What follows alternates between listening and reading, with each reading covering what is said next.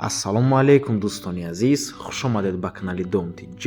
Имрӯз 28 сентябри соли 2024 ва пешкаши шумо 5 та хонаҳои фурӯшӣ мегарданд аз шаҳри Душанбе ва дигар минтақаҳо ва дар имрӯза навормон мешавад. Ду хонага бо таъмири беҳтарин ва бо тамоми чизу чорааш дар Зарнисор рӯ ба рӯи сафоратхонаи Узбекистон назди роҳи Калон. Инчунин ду хонага дар 112 микрорайон, ду хонага дар 33 микрорайон, ҳавлии Калон ки қариб 40 сотиқ замин дорад, 12 дар хона, бинои ду ошонага лаби дарё дар Лучоп ва хонаи заминӣ дар шаҳри Бохтар. ҳамаи ҳамин хонаҳои гуфтагимон дар ҳамин рӯза навормон ҳастанд. Барои ҳамин ҳатман навормона то охира тамошо кунед, то ки ягон хонаи хуб аз даст натиҳед, лайк монед ва дар каналмон обуна шавед, то ки аз наврҳои нави мо бохабар бошед. Тамошобинони гиромӣ, агар шумо хонаи фурӯшӣ дошта бошед ё ин ки ба шумо реклама дар кор аст, ба рақамҳои барои реклама 907 14 55 15 танҳо дар WhatsApp ё ин ки Telegram муроҷиат кунед. бисёр баъд гап намезанем, рафтем. хонаи фурӯшӣ дар шаҳри Душанбе, ноҳияи Сино дар Зарнисор ҷойгир аст. рӯ ба рӯи сафоратхонаи нави Узбекистон, кӯчаи Нусратулло махсуб мебошад. Ду хонага бо масоҳати 50 метри квадратӣ дар панҷум ошонаи бинои новостройка. худи бино аз 13 ошона иборат аст. Техпаспорт дорад, ҳуҷҷатҳояш 100%. хона бо таъмир мебошад. дӯстони азиз, ва соҳиби хона менависад: ду хонага, кухни ҷудо, мебели кухни ҳамаш нав, шифонер, оина, диван, ду тумбучка, ҳамаш комплект, ҳамаш нав, телевизори калони нав, кондитсионери Panasonic 18 куба дорад хона. Дарҳои нав дорад. ҳар як замоке ки дар дарҳо часпондагианд 1200 сомонӣ мебошад. 5 та дар аст, 5 та замоки 1200 сомона. ҳамом ва ҳоҷатхона ҷудо, отопление ҳаст. тори ҳамому коридор кладовка кардагӣ, ки дар тори ҳамом зиёда аз 300 банка ҷойгир карда мешавад. масоҳати хона 50 метри квадратӣ, техпаспорт ҳаст, домовой ҳаст. хона дар ҳолати хуб қарор дорад, бо ҳамаи чизу чорааш фурӯхта мешавад. хонаам мехаред, медуред, зиндагӣ мекунед. дар назди хона 3 та боғчаи кӯдакона, мактаби 87, мактаби Гагарина, мактаби Ҳутампеви ҳам на он қадар дур мебошад.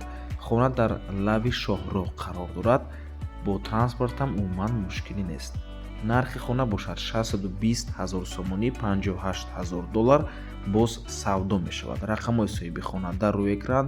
аз номи канали Domti J барои маълумоти бештар занг зада пурсон шавед. рақамҳои соҳиби хона WhatsApp доранд. марҳамат дӯстони азиз.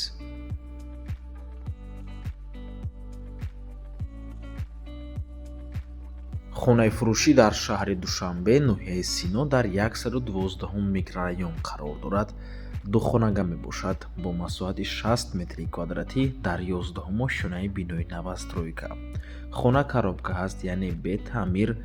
нархаш бошад сари 1 метри квадратӣ 620 доллари дӯстони азиз, яъне 37200 доллар, 397000 сомонӣ, 3 миллиону 460 000 рубли русӣ. рақамҳои соҳиби хона дар рӯи экран. рақамҳои Россия танҳо WhatsApp-шон кор мекунад дӯстони азиз.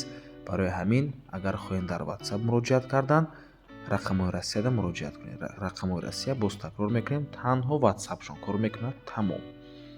ду хонага 60 квадрат, 11 мошина дар 112 микрорайон ҷойгир аст ва бино дар лави роҳ қарор мебошад ва дар минтақаи беҳтарин ҷойгир аст. дӯстони азиз, 112 микрорайон минтақаи хуб аст. камтар поёнтар аз бино аллакай роддом мешавад. 112 микрорайон, 82 шоҳроҳ, мактабҳову мағозаҳову супермаркетову боғчаи кӯдакона, масҷид, хулас ҳама чизҳои даркорӣ дар наздикии хона қарор дорад дӯстони азиз. ва ин суратҳои дидестен, суратҳои бино, ин суратҳо як чанд моҳа пеш мебошад дӯстони азиз. ҳозир аллакай биноя хеле короша иҷро кардагиам.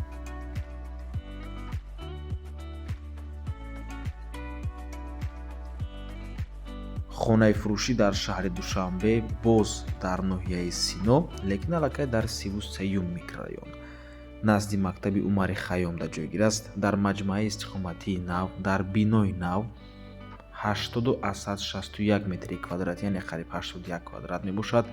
Духонага дар 7 ошӯнаи бинои новостройка. Худи бино аз 9 ошӯна иборат аст. Нархаш бошад 491 000 сомонӣ. Рақамҳо барои тамос дар рӯи экран. аз номи канали Дом Тиҷей чун ҳар вақта занг зада пурсон шавед. Дӯстони азиз, марҳамат.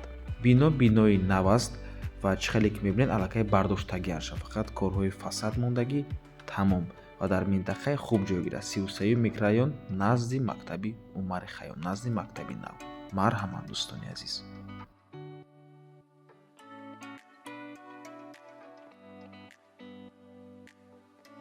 ҳавлии фурӯшӣ дар Лучоб, аниқтараш гӯем дар деҳаи Гулбоғ 1 ноҳияи Варзоб мебошад, аммо сарҳади ноҳияи Сино аст, як наздик ба ноҳияи Синои шаҳри Душанбе мебошад.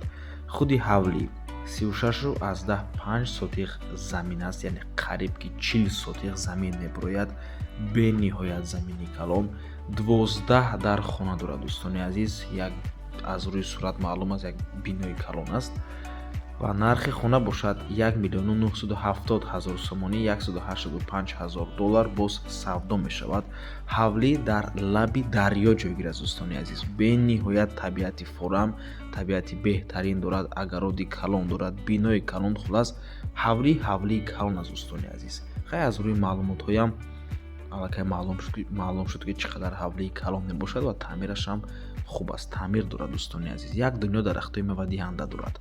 ва худи Лучоб кадоме надонад, даромади ҳамин Лучоб, гардиши Лучоб дар назди маркази варзиши нав мебошад, дар рӯ ба рӯи масҷиди нав ва хобгоҳи донишгоҳи миллӣ. аз ҳамон гардиш то ҳавлия, агар хато накунем, тақрибан 6-7 километр мебошад дӯстони азиз. марҳамат. бо транспорт мушкилӣ нест.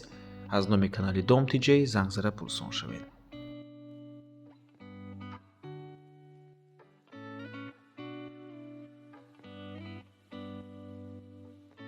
хонаи заминии фурӯшӣ дар шаҳри Бохтар, совхози Саидов, шӯъбаи 4 мебошад. аз 5 сотиқ замин иборат аст. соҳибаш менависад ки наздикии мактаб, бозорча, об, барқ ҳаст. нархаш бошад 90 000 сомонӣ, 8441 доллар, 777 000 рубли русӣ. рақамҳои соҳибаш дар рӯи экран. рақамҳои Россия WhatsApp доранд. аз номи канали Дом Тиҷей чун ҳар вақта занг зада пурсон шавед дӯстони азиз барои маълумоти бештар. ва ба ҳамин навор мо ба анҷом мерасад. раҳмати калон ки моро то охира тамошо кардаен. барои реклама ба рақамҳои 907 14 55 15 танҳо дар WhatsApp ё ин ки Telegram муроҷиат кунед. то боздид, барори кор. худо нигаҳбон.